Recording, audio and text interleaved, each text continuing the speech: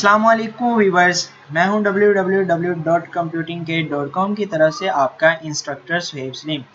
आज हम HTML course की लास्ट क्लास पे बात करने जा रहे हैं, जो है बेसिक इंट्रोडक्शन ऑफ CSS।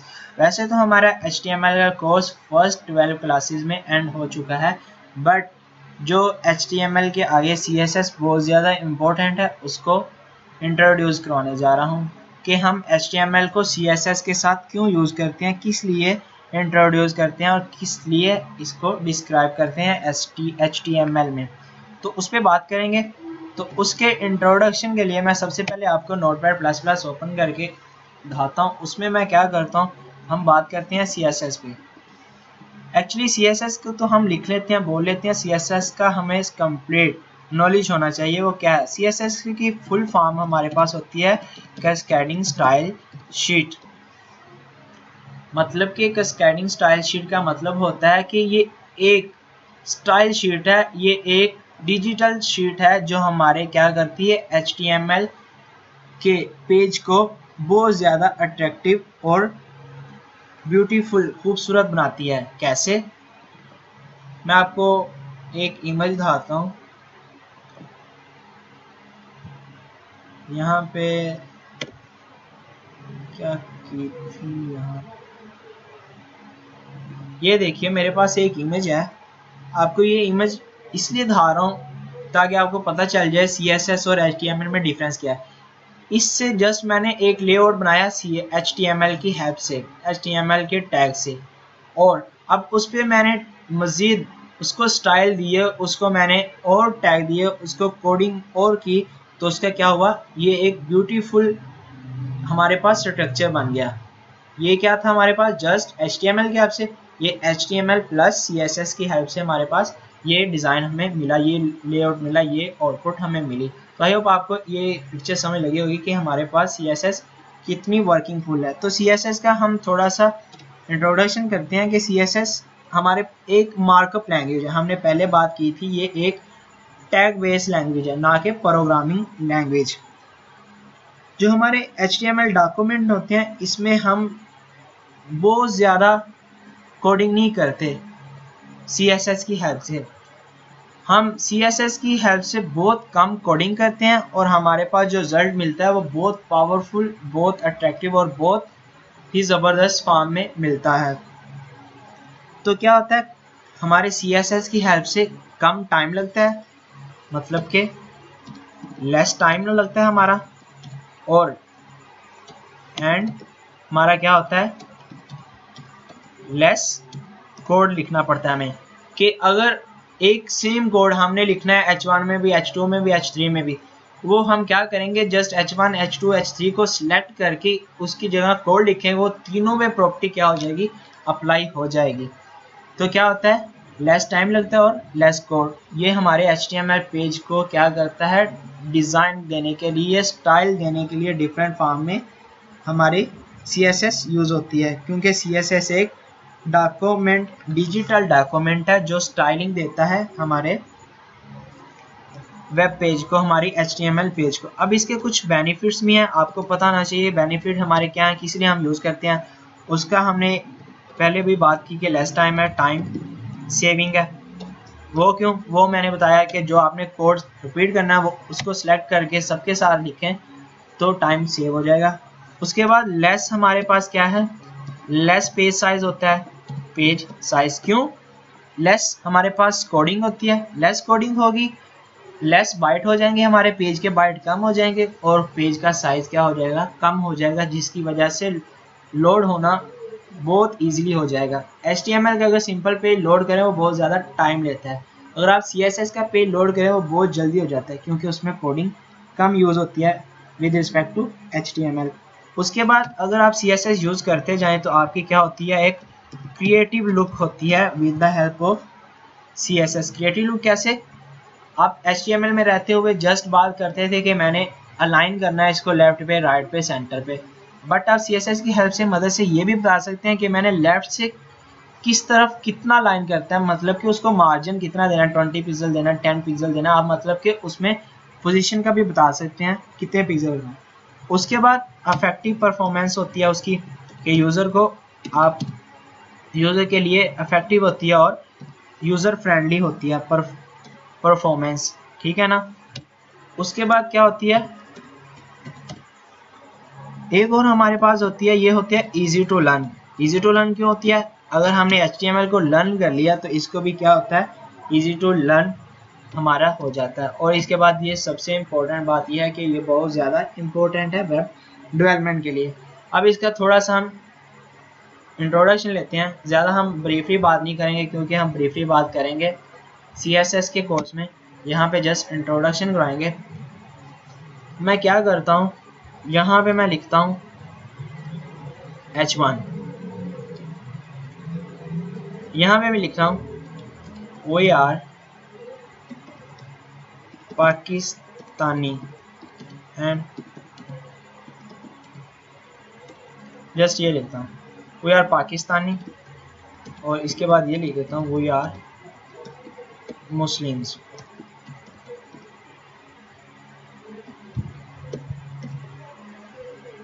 ठीक है, अब इस पे मैंने डिफरेंट स्टाइल लगाने हैं, उसके लिए मेरे पास CSS ने प्रॉपर्टी दी हुई है।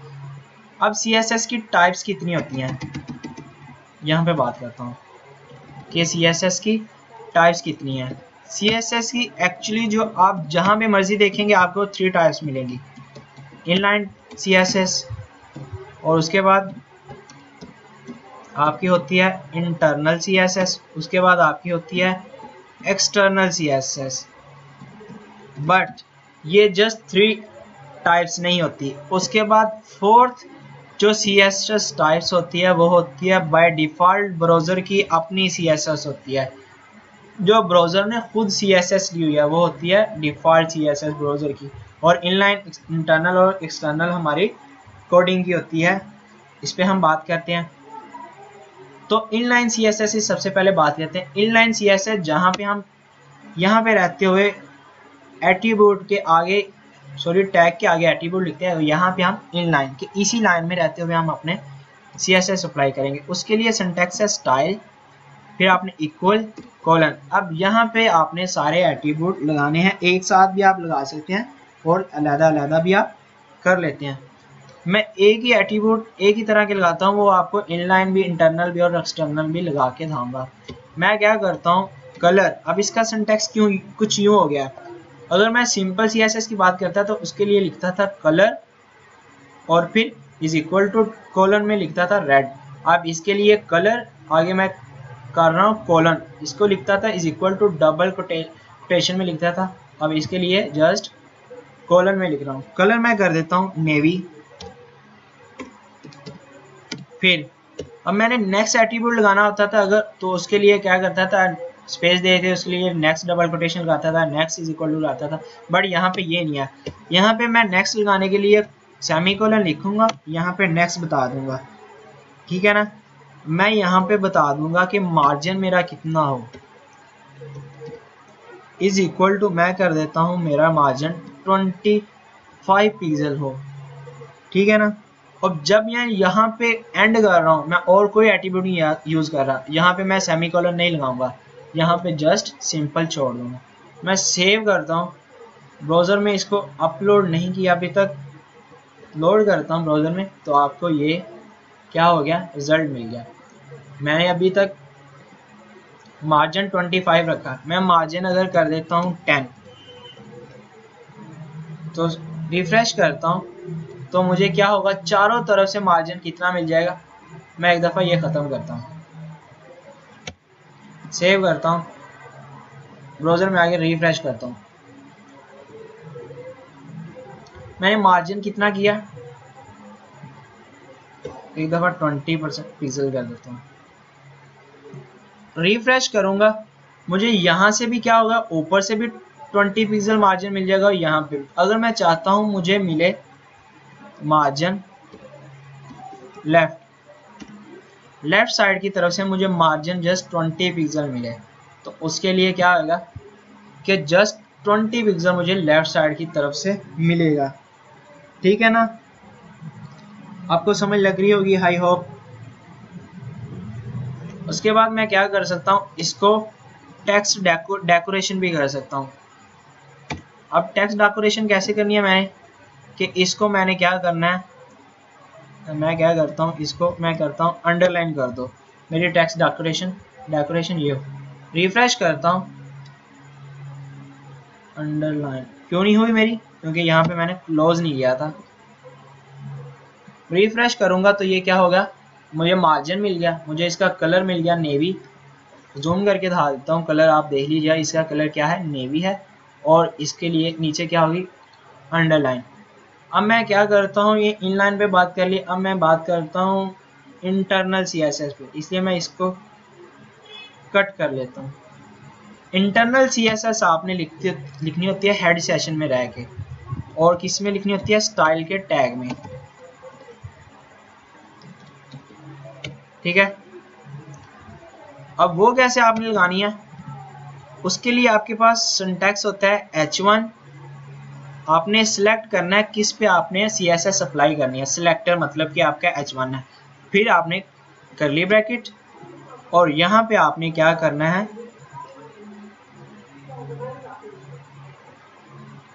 Colour navy, margin, next.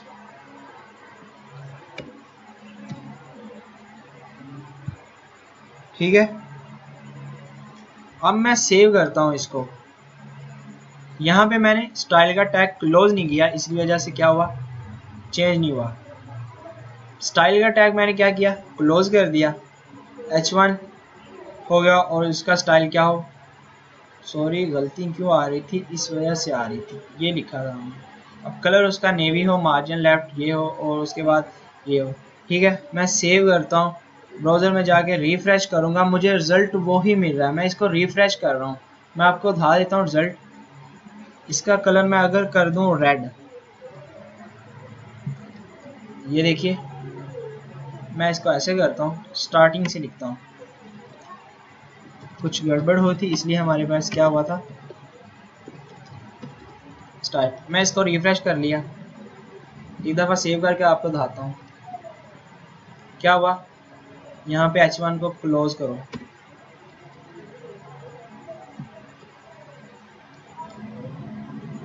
क्या हुआ, ओह शिट,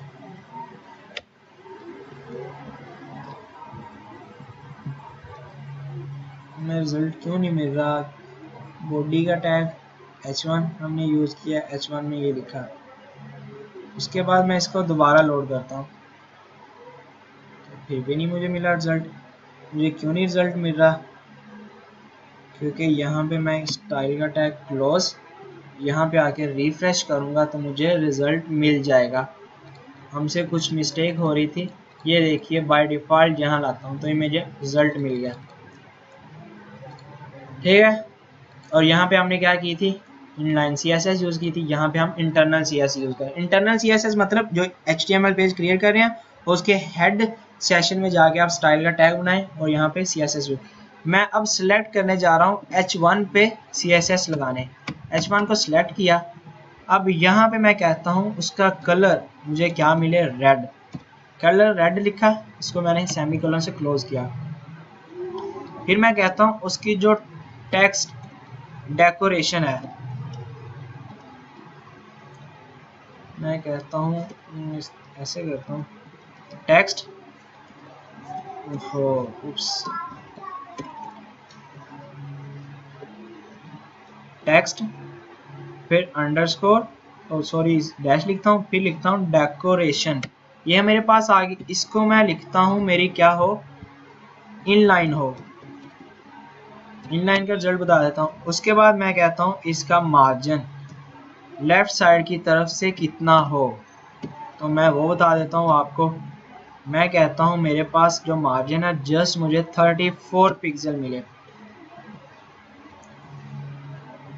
सेव करता हूँ, ब्राउज़र में जाके मैं रिफ्रेश करता हूँ, आपको रिजल्ट यूँ मिलेगा। लेफ्ट साइड की तरफ से उसने कितना मार्जिन ख़त्म कर दिया, छोड़ दिया 34, और कलर रेड हो गया।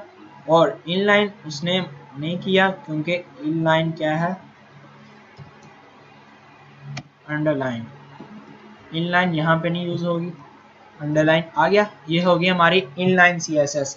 अब हम बात करते हैं एक्सटर्नल CSS पे, इसलिए मैं इसको ख़त्म कर देता हूँ। अब रिफ़्रेश करता हूँ, सेव करता हूँ, रिफ़्रेश करता हूँ, आपके पास दोबारा रिजल्ट वही आ गया। अब आपने एक्सटर्नल CSS बनानी होती है इस से लैदा रह के, इस पेज से लैदा रह के एक आपने पेज क्रिएट करना, उसको .css की एक्सटेंशन से सेव करना और उसका लिंक देना है हेड सेशन में। मैं एक न्यू करता हूँ, मैं कहता हूँ मेरे पास जो h1 है उसका मुझे जो टेक्स्ट कलर है वो क्या मिले मुझे, मैं कहता हूँ टेक्स्ट कलर मुझे ग्रीन मिले।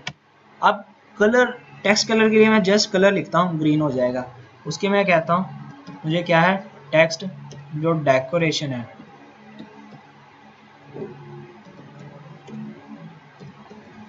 मैं इसको पहले सेव कराता हूँ, उसी डायरेक्टरी में मैं सेव करवाता हूँ। जब मैं सेव कराऊंगा मैं लिखता हूँ style.css। अब मैं CSS शीट को सेव करा रहा हूँ इसलिए उसका नाम लिखूंगा .css एक्सटेंशन के साथ। सेव कर दिया तो मुझे कलर क्या मिल गया, h1 को सिलेक्ट किया, कलर ये मैं करता हूँ और टेक्स्ट डेकोरेशन, और उसकी मैं क्या करता हूँ, टेक्स्ट डेकोरेशन रखता हूँ। टेक्स्ट डेकोरेशन में क्या कहता हूँ, मेरी वही अंडरलाइन आए, और उसके बाद मैं कहता हूँ कि मुझे मार्जिन, टॉप से मुझे मार्जिन कितना मिले, मैं कहता हूँ 40 पिक्सल। अब मैं सेव किया। अब मैंने इसको क्या करना है, इस पेज के साथ लिंक कैसे करवाना है, क्योंकि मैंने ये स्टाइल किसका लिखा, इस पेज का लिखा। हेड सेशन में आऊँगा, यहाँ पे मैं लिखूँगा एक लिंक का टैग, क्योंकि लिंक देने जा रहा हूँ, और यहाँ पे मैं लिख रहा हूँ पर रेफरेंस, उस स्टाइल शीट का मैं रेफरेंस उसको अटैच करूँगा, क्योंकि हेड सेशन में रहते हुए हम जो एक्सटर्नल फाइल है उसको अटैच करते हैं। उसके लिए मैं एक्सटेंशन क्या दूंगा, पहले उसका रेफरेंस दूंगा। रेफरेंस मेरा क्या है, उसका नेम क्या है, नेम दूंगा। नेम मैंने रखा style.css, रख लिया। उसके बाद मैंने रिलेशन देना rel, रिलेशन मेरा कौन सा है, स्टाइल शीट के, वो मेरी कौन सी शीट है, स्टाइल शीट, उसके साथ रिलेशन बना दो। फिर मैंने इसकी टाइप लिखनी है, मेरी टाइप कौन सी है, टेक्स्ट फॉरवर्ड स्लैश और फिर मेरी CSS। अब मैं सेव करता हूँ, अब जाके रिफ्रेश करूँगा, रिजल्ट कुछ यूँ मिलेगा। अब उसने लेफ्ट से नहीं मार्जिन लिया, मैंने टॉप का दिया, तो टॉप से कितना मिला 40, और उसका कलर क्या मुझे मिल गया, मैंने CSS में क्या कलर दिया, ग्रीन, तो कलर क्या मिल गया, ग्रीन। और मार्जिन से कितना मिला मुझे, मार्जिन टॉप से 40 मिला। अब अगर मैं मार्जिन जस्ट यहाँ पे लेफ्ट कर दूं, सेव करता हूँ, ब्राउज़र में जाके रिफ्रेश करूँगा तो वो क्या होगा, लेफ्ट से मुझे मार्जिन मिल जाएगा। तो आई होप आपको CSS की समझ लगी होगी। बस इतना से हमने इंट्रोडक्शन करना था कि ये 3 टाइप की होती हैं, इंटरनल, एक्सटर्नल और इनलाइन CSS। तो अब हमारा HTML का कोर्स ख़त्म होने को जा रहा है, तो इस वजह से मैं क्या कहता हूँ आपको, खुदा हाफिज़, टाटा, बाय बाय।